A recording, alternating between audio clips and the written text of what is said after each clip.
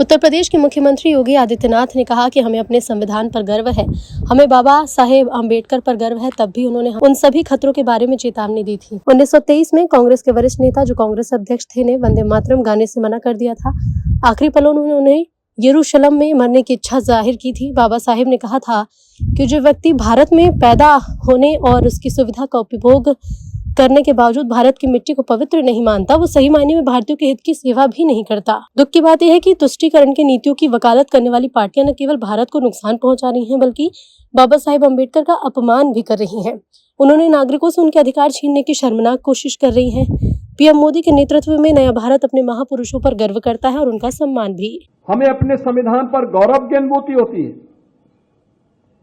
हमें बाबा साहब भीमराव अम्बेडकर पर गौरव की अनुभूति होती है।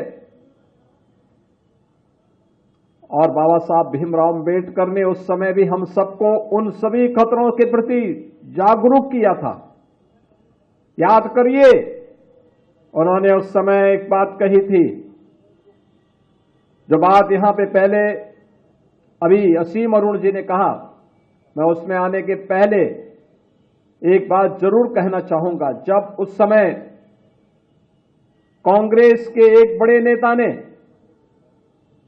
जिन्होंने 1923 में वंदे मातरम गाने से इनकार कर दिया था, कांग्रेस के अध्यक्ष के रूप में रहते हुए, और जब वह अंतिम समय उनका आया तो उन्होंने इच्छा व्यक्त की थी कि मेरी इच्छा है कि मैं यरूशलेम में मरूं।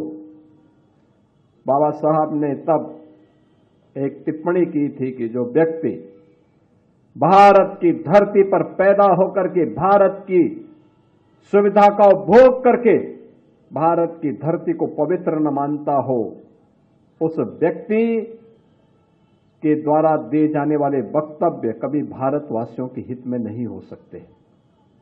दुर्भाग्य से उस तुष्टीकरण की नीति पर चलने वाले दल न केवल भारत का अहित कर रहे हैं, बल्कि बाबा साहब भीमराव अम्बेडकर का भी अपमान कर रहे हैं और इस देशवासियों को उनकी सुविधाओं से वंचित करने की कुत्सित चेष्टा का हिस्सा भी उनका है।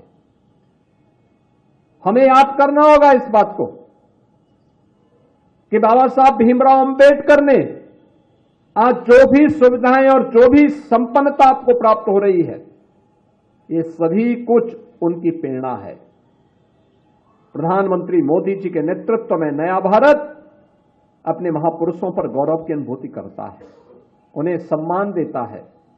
पंचतीर्थ के निर्माण का कार्यक्रम हो या अनुसूचित जाति, जनजाति और पिछड़ी जाति के छात्रों को मिलने वाली स्कॉलरशिप और अन्य सुविधाएं, ये उसी क्रम का हिस्सा है।